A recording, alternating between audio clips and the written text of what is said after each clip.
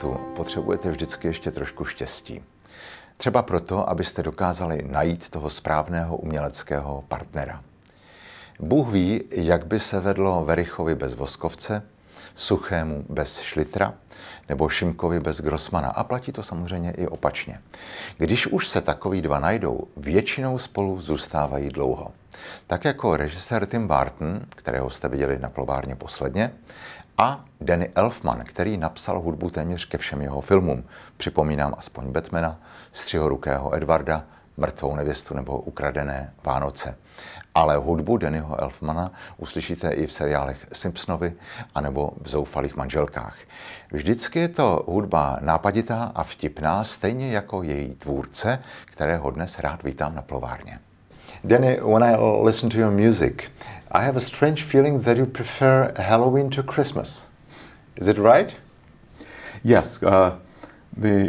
It's interesting, the story of Nightmare Before Christmas and then my own story followed certain parallels and certain opposites. Yeah? Because growing up, Christmas was a very depressing night of the year for me. Every year I went into a depression. And Halloween was the great night of the year for me. I see. First off, Halloween for all children in America is the most fun night of the year. You become something else. And so it was the great night. Christmas for me, not so great. It's a personal story. I grew up in a neighborhood where I was the one Jew. I see. Yeah. And when you're one Jew in a neighborhood where everybody's celebrating Christmas but you, and you're 9 years old. Yeah, that's a bit different. It's very sad. Yeah. Everybody, and all I imagine is everybody home with their family singing songs and holding hands and being the happy families. Love everywhere. Love and just love. And I would just sit home and be reading, and my mother would go, "You okay, honey?" And I'd go, "Oh yeah, I'm fine." And but our house was a not religious household. Yeah. We didn't really celebrate anything. But I just knew that everybody was filled with love. But mine household, and it was just a night. Yeah. And there was nobody to play with. That's true. Christmas Day, I couldn't call my friend. Oh God, yeah. So I just stayed home and played with myself. So Christmas Day was me with a truck going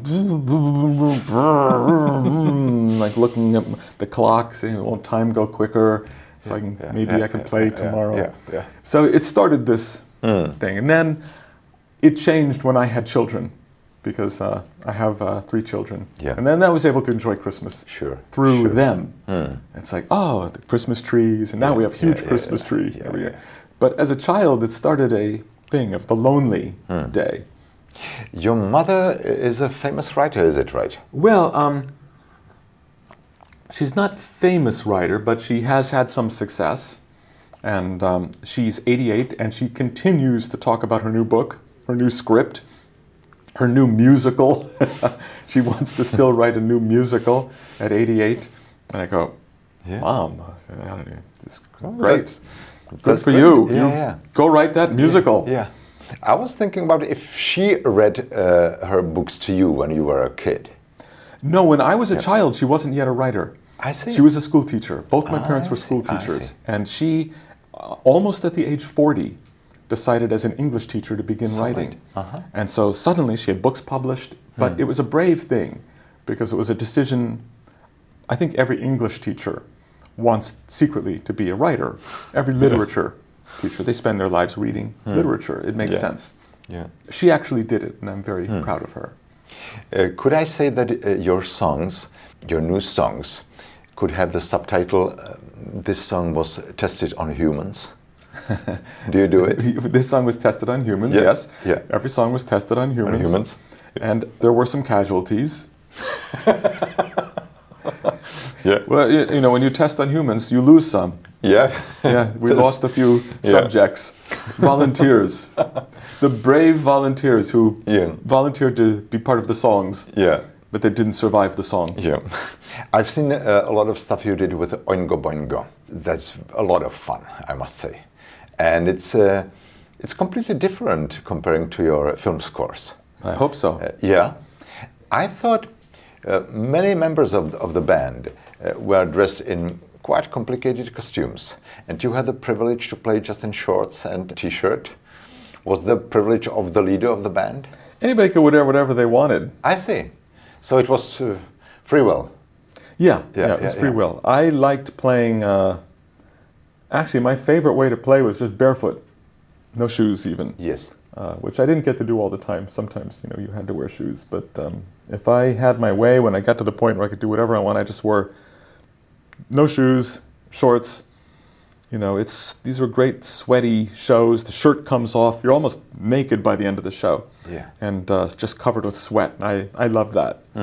I don't miss performing, but I miss being covered with sweat and jumping out onto a crowd. You did that? Oh yeah, every night. And I'd come back often with finger scrapes down my back, maybe a little bit of blood. And I enjoyed that. I looked at that as a badge of honor. They always cut you? No, not always. Not always. No. Well, when I compared your film scores, it seems really like that you reach a completely different musical level. What kind of feeling was it when you heard the huge orchestra for the first time playing your music? Oh, it was amazing. It was really, for me, that was the first shot of heroin. And I realized I was addicted right there, because I'd never been in front of an orchestra in my life. I'd never written for orchestra in my life. And the first cue, I remember what it was. It was Pee Wee Herman, and he was riding his bicycle in the bicycle race. And it was a pretty big cue. And the sound, standing there in front of it, I said, this is a great sound. I like this. Yeah. So you knew how to do the orchestration? Well, not really, because see, I've had 3 careers. Before film composing was the band, Oingo Boingo. Yes. Before Oingo Boingo was a theater troupe. Yeah. The theater troupe was called, to make things even more confusing, we stole half the name. It was called the Mystic Knights of the Oingo Boingo. Oh, that's it. But it shared nothing in common with Oingo Boingo, because it was all non-electric. Acoustic? Yeah, everybody played 3 instruments. I played percussion, violin, and trombone. Yeah. Somebody else might play guitar, xylophone, and tuba. So we all did multi-instruments, but most of the music was recorded before 1938. So it's not a rock band. So in that ensemble, I wrote my first compositions. Yes. And I also I taught myself to write. We did early Cab Calloway, Duke Ellington, Django Reinhardt. And I wanted them to be very accurate. So my training in those years was writing down Duke Ellington piano solo, for example. Yeah. And that's how I learned, okay, I hear it, I have to write it. And it's from there I taught writing. And then I started doing more complicated arrangements. So I did what we called Piano Concerto number 1.5. And it was for 12 pieces, but it was inspired by Prokofiev and Stravinsky. And it was an actual composition. So when I got Pee-wee's Big Adventure, I said, I don't know how to do this. And then I said, well, what I did for Piano Concerto 1.5, just do the same thing, but it's just for more instruments, because even though I was only writing for 12 instruments, when you're writing for orchestra, you're not writing for, if you have 70 pieces in your orchestra, you're not writing 70 parts. Yeah. One part is for the violins. That's right. You may have 20 people playing one part, 12 people playing one part, 12. But you can have 24 lines. Yeah, so really writing 15 stabs of music ended up being not different than writing the 12 or writing 18 stabs of music. It was the same principle. Yes. But instead of one instrument, I'm writing for the violins, writing for the cellos. And I found it wasn't that, once I remembered how I did that, it wasn't that difficult. But my early scores, even if you see them written down, they look really primitive. Yeah. Because I taught myself to write. My writing is really funny. But I still have them. Yeah? Do you? Oh, yeah. You never conduct? I will never conduct. No? Wow. Because the conductor, he's looking at 20 lines of music. Yes. And he has to hear them all simultaneously. I don't know how a conductor can do that. For me, I can read one line at a time. So the real job of the conductor in a film orchestra, you have 90 players. Yeah. They're all playing music they've never seen before, that's never been played before. You're going through 100 pages, you stop the rehearsal, 20 hands jump up. Yeah. In bar 157, I'm playing an A flat in the clarinet, but I'm hearing an A natural coming from the oboe. Which is right? And the conductor, and then on the French horns, we have a G natural. And so he's got to go, and Oh yes. Oh yes. you have to hear it all simultaneously. And for me, I'd have to go, wait a minute, yes, and that would be an A flat. That pause Oh yes. will cost you a whole session. Yeah. Yeah. Yeah. It's, So the conductor is boom, boom, boom, boom, boom. And Yeah. that's an amazing talent that I will never have. So yes, I could conduct, I could wave my arms around, but it would be pure show, spectacle, yeah. ego. I remember how difficult it is, even in a small band, to show to your bandmates a new song. I'm always sweating Yeah. when it comes to it. Do you have the same feeling? Oh my God. Oh, yeah. Playing for the director. Yeah. Yeah. Even now with Tim Burton. It's like, comes in to hear music for the first time.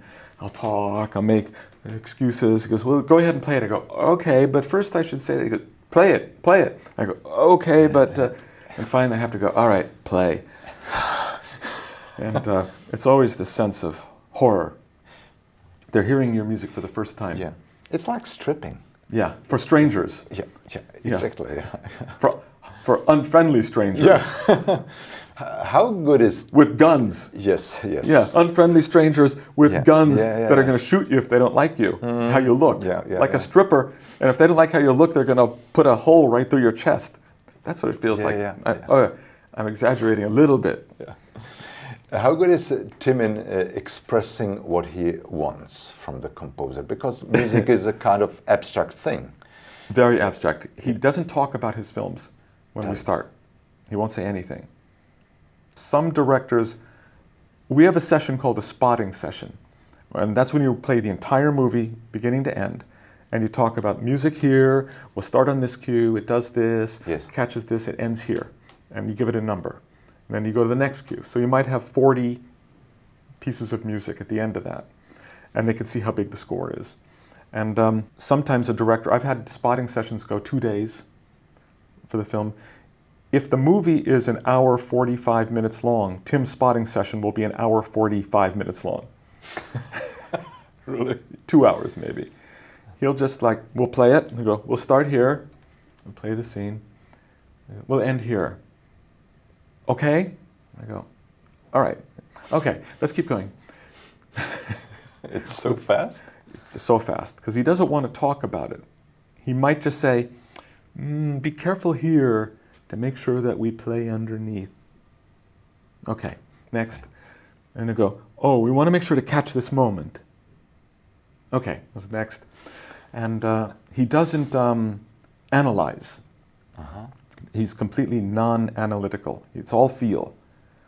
And I think from his perspective, there's nothing to talk about until I have music to play. Well, how was it with Alice? If you saw just actors in front of the green screen. He would say, he says, I don't even know what to make of this. I don't even know what to say. I said, we're fine. So all we did is say, start here, stop here. Not too much inspiring, I guess. No, for me it's okay. I'm used to that. Because I've done a lot of big films, animated films. Yeah. And animated films, it's very similar. All you see is a pencil, then you see a beautiful scene, then you're seeing nothing but still temporary shots, like a pencil, and you just imagine it finished. And it's not hard. No? And both in an animated film and in Alice in Wonderland, you still have the voices. The actors are still acting. Yeah, that's right. And so you follow the acting. And you go, all right, this is somebody in front of a green screen. I know there'll be a beautiful set behind them. I trust it'll be beautiful. But that doesn't change what I'm going to write. So if you do an action scene, do you try to copy the moves with your music, or you can go against it? Well, it's both. It's both. In an action scene, you want to give energy, and then you want to define this moment, and then raise up, and then this moment, and then something lands, cram, that moment. And you go, I'm going to catch that, I'm going to catch that, I'm going to catch that. And it really is, in action music, in a sense, we still go back to the original action music from the 40s. The German composers who brought it to America, who created film scoring. Max Steiner, Korngold, Franz Waxman. These are the fathers of film scoring. And they defined how an action music plays, which is essentially taking the music of Wagner and Mahler and Prokofiev and all these classical European composers and applying it to film. It's still inspired from the same tradition. So when I'm with an orchestra and I'm reaching a crescendo and then bam, and then coming down low and then getting fast for the thing and then doing it's still following. I'll tell you a story. I'm driving in my car listening to a classical music station. Sometimes they played film music. And I'm listening to a piece of music that I'd never heard. And it was too amazing. And clearly, to me, it's film music because it's starting and stopping, getting big and then getting huge and then getting small and then getting big and then getting fast. It has to be film music, but I didn't know what film. And I didn't know what composer. But I sat outside my house waiting for the announcement. And I decided, if this composer is a contemporary of mine, I retire. I will never write again. Because it was so good. And I said, I could never be as good as this person. If this is who I'm competing with, I surrender. And fortunately, it was Shostakovich. And it was a symphony that I hadn't heard.